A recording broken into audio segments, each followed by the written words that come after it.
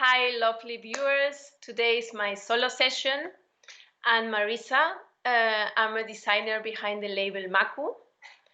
I'm from Peru, and I'm super happy to be here. And I want to explain a little bit about my process, who is Maqu, talking about my next collection for Spring Summer 21, and introduce my team and all my story. So let's start with something very funny.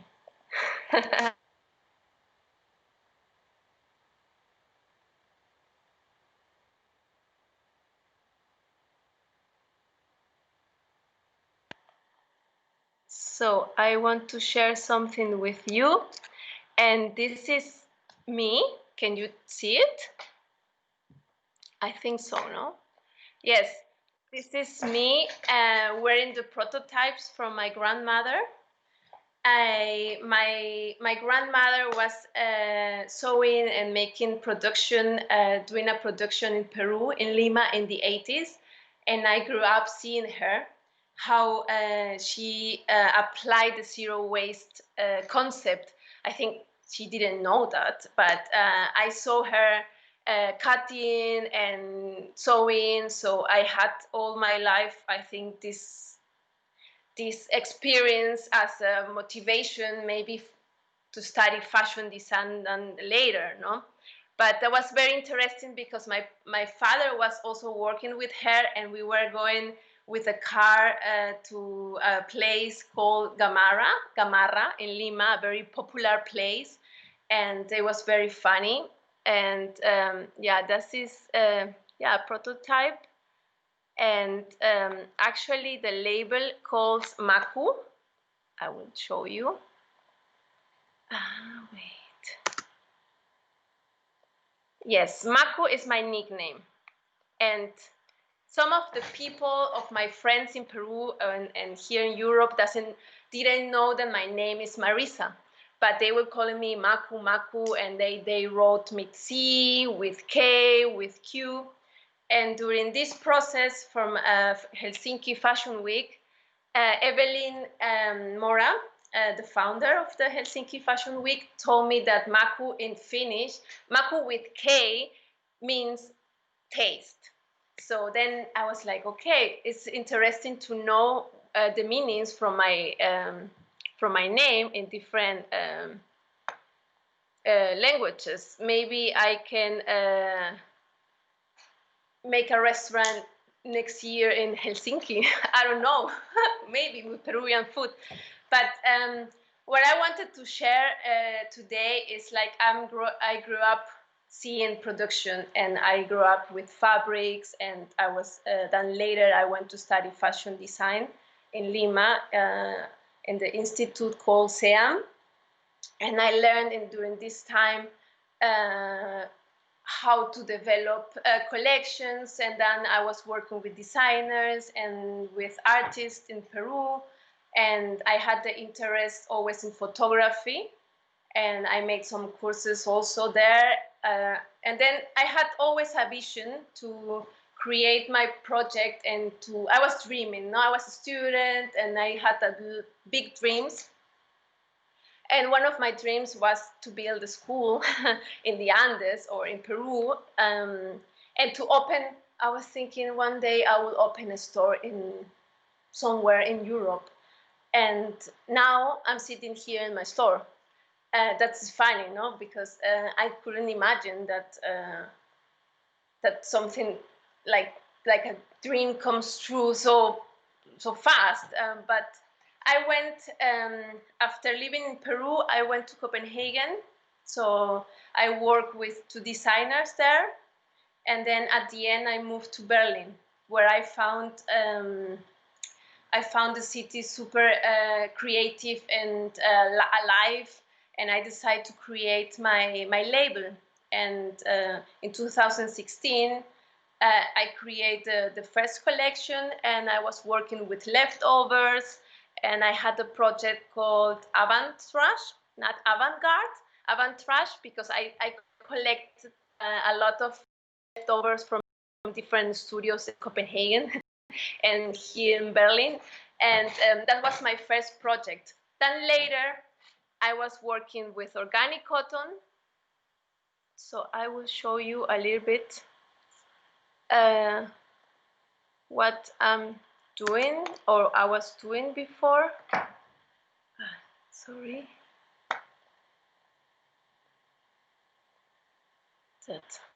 This is one of the collections I made in 2017 called Esfera. It's the first time I translated into the jacquard one pattern that I was drawing actually by hand. And then I developed in alpaca wool. This is something in 2017. Then later I made the Maqu collection. I can show you. It's a little bit slow because my mouse, it doesn't work really well. If you can see it, this is the Quipu collection. If you don't know exactly what it means, Quipu is the talking knots. Is the quipus were a code for communication in the Inca Empire. So they are they have information. This knot contains information, and I made this collection because I wanted to make my own language, so my own communication, and I made some shoes and jackets. Everything what I'm doing actually is working with organic cotton and with deadstock. Through our limited alpaca collections, we keep traditional techniques alive. We have projects. I had a small project, a social project in the Andes. So last year we made sweaters, 100% handmade, natural dyes. For example, with the lila corn. In Peru, we have a lila corn, and then we dyed these sweaters with this. And then I can show you more about my work.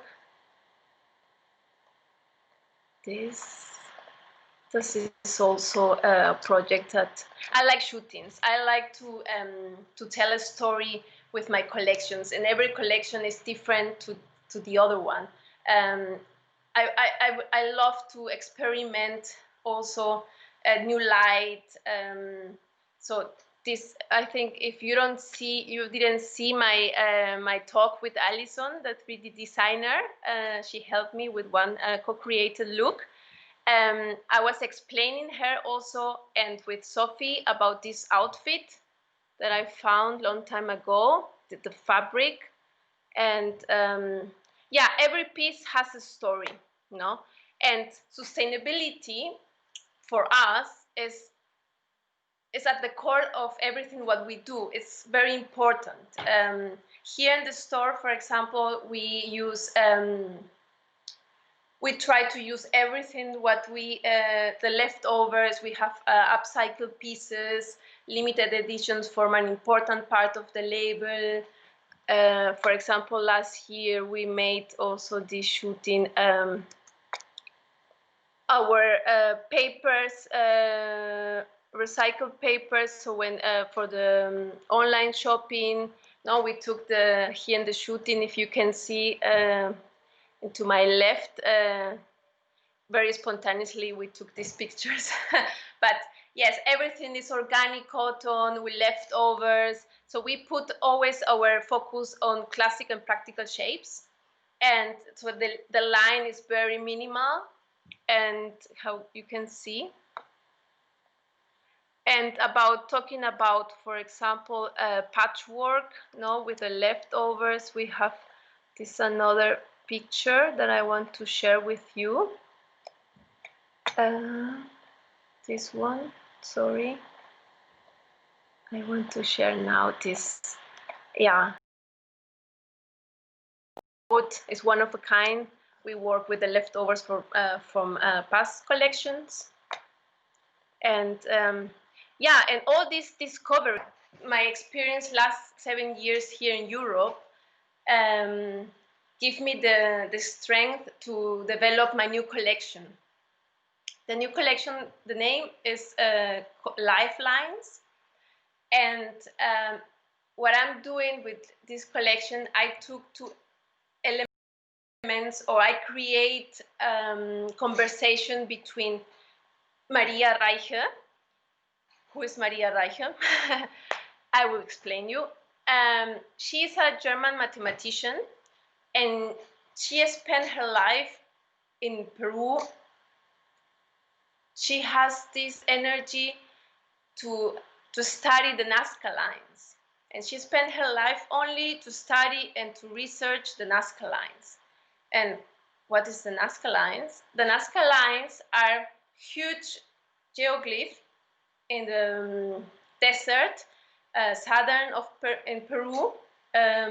So you can see this big geoglyph from above, and the Nazca civilization who made these lines, they were 100 before Christ and until 600, 700 after Christ. So it was a civilization very well known from textiles, agriculture, and they made these lines. So according what Maria Reiche theory is that they were the Nazca were built as an astronomical calendar, sun calendar, and to see astronomical, how can I explain, as an observatory for astronomical cycles.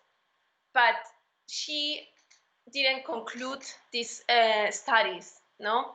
And so for me, she's my muse. I mean, I'm taking her as a muse because this energy to go to another country and to found her way to study something. She felt a connection with the Nazca lines because I can tell a story very fast. She lost one finger in Peru, so she has nine fingers, and one of the geoglyph, the monkey, she has 9. So when she saw it, she felt connected. And for me, I mean, I'm not comparing with her, but for me, I have the same feeling because I'm taking 2 geoglyphs from my collection that were super special. And this is an intimate and personal collection. And I'm using as materials, for example, tencel, a biodegradable fabric, antibacterial. I'm using a little bit of my organic cotton. No? Since 2016, we use only organic certified cotton. So I collected all my leftovers for the details. So I'm playing with stripes, with shapes, but not losing the Maqu sense, no? The feeling of the very minimalistic style. So I'm not losing that.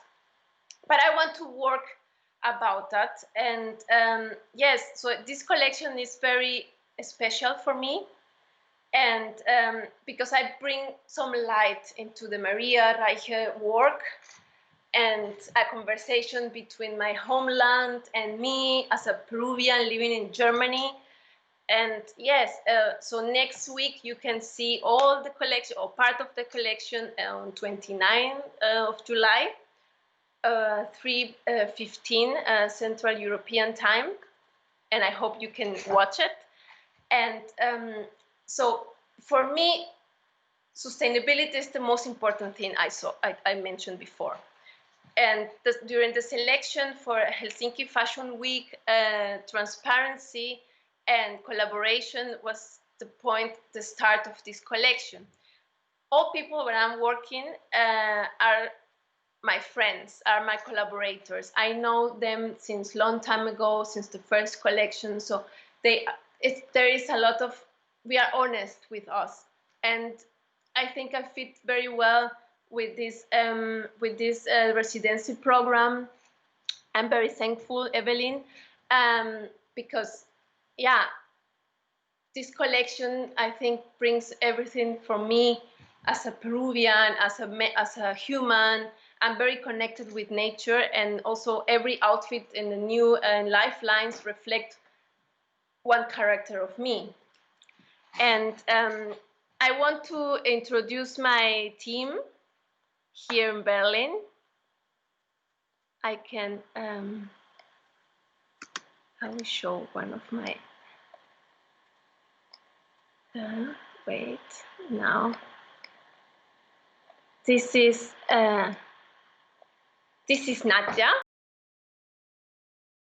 She comes from Germany, and she is in charge of pattern making and helping with prototyping for this collection. Then we have here, sorry. This is Miren.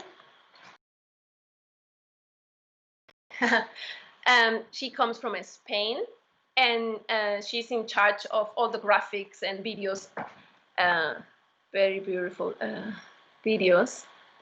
And in Peru, I have also my collaborator here, Patty. Patty is my pattern maker there in Peru, and during this time, during this pandemic, they were helping me a lot. I'm super happy that it works, and now we are still developing some projects together. And also for this collection, for the accessories, I have a collaboration with a company called VEA. They are working and supporting the indigenous people in the Amazons. So we have some accessories in the collection, and also we have people, the association of Maria Reiche in Peru. They were helping me with all the information, and also with I'm developing accessories. This is new for me and for Maqu label. And yes, so I'm here if you have questions. I think, let's see if we have some. Let's see. What do you enjoy most about your job as a fashion designer? I think, what do you enjoy most about your job as a fashion designer? Yeah, that I can meet people, and that I'm always, so for example, when I'm during my process, my creative process for every collection, I know more people and more materials, and I can play in the shootings. That is the most, I think I have a lot of fun doing the shootings, and I'm super free. There is no kind of rules. I mean, I'm just having fun, I think. And then as a I think I need classes. As a sustainable designer yourself, who is your favorite sustainable designer?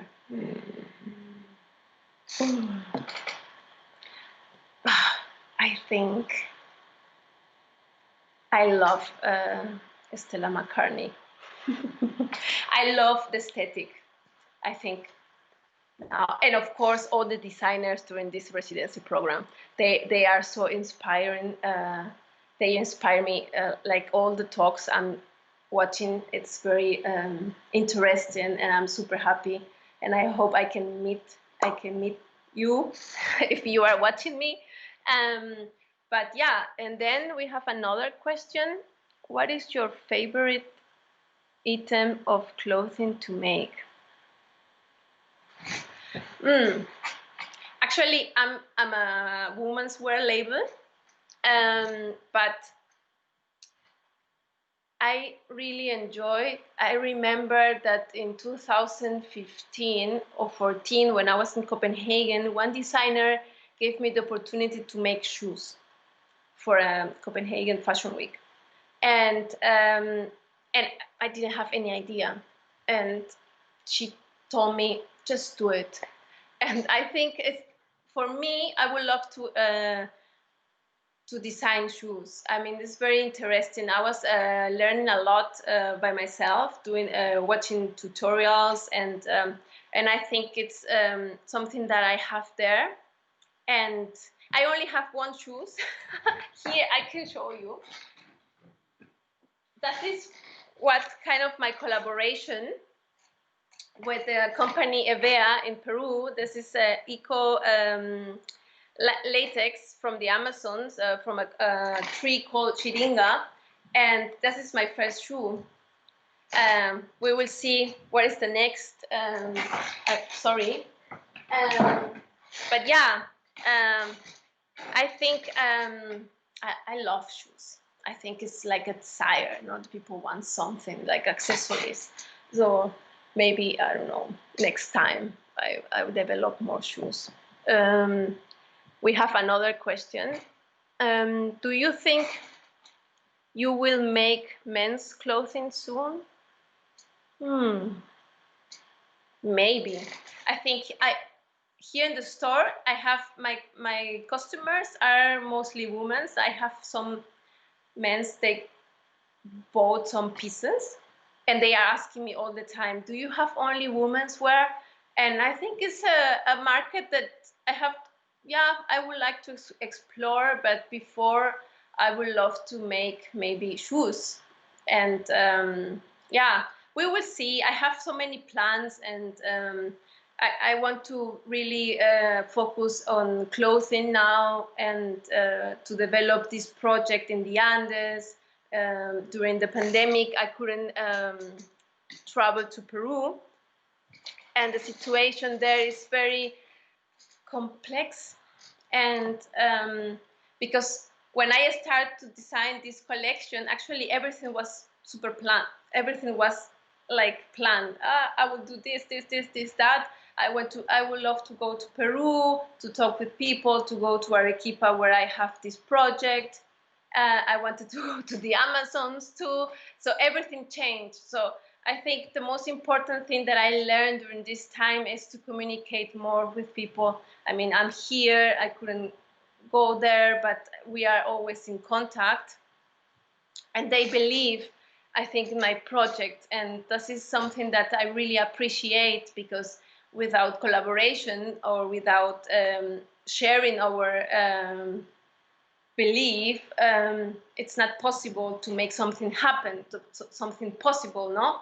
To make it possible. I mean, we have another question, a lot of questions today. But I really like, I think I have my TV show now, so I have to just talk. What does sustainability mean for you? Yeah, I think all these, during this week, I learned a lot. But for me, it's not only like when I create this label, I mean, it was always on my mind. I'm applying green living.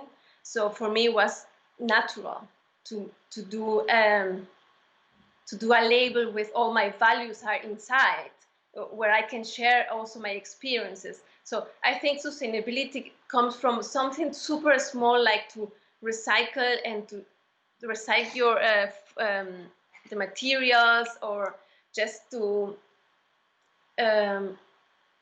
consume better, and to use to take the right decisions. No, for example, I can share with you. For example, I have here outside the store. I mean, maybe I can. Yeah, I don't want to go out, but I have a tree, and the tree is dead. Yeah, it's dead. But the people sometimes they throw trash there, and I don't understand.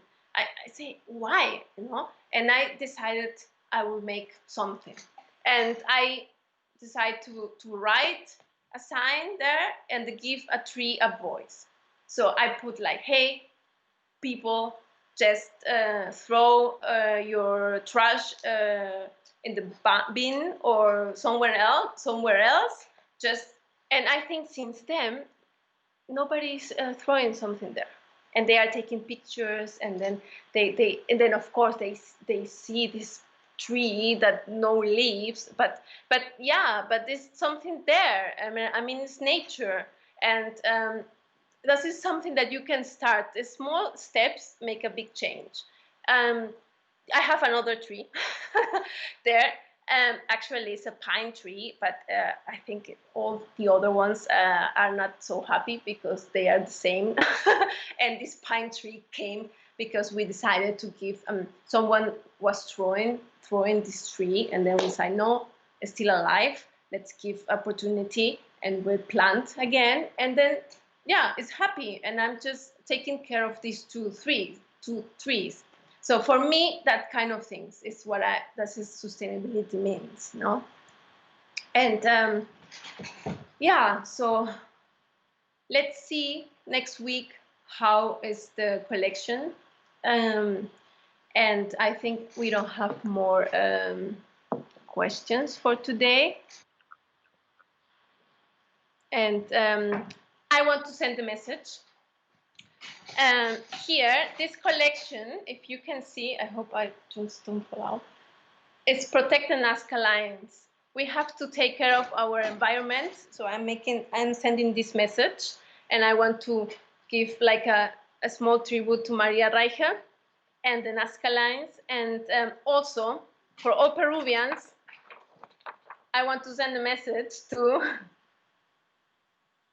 So please, we have to take care of our country and our traditions and everything. Save Paracas. Okay, so I have to go, and next week is my show on 29 at 3 p.m. 3:15. Please, I would love to hear about feedback, and remember my Instagram, I think is there, by Maqu, and my website. And take care and think sustainably. Bye.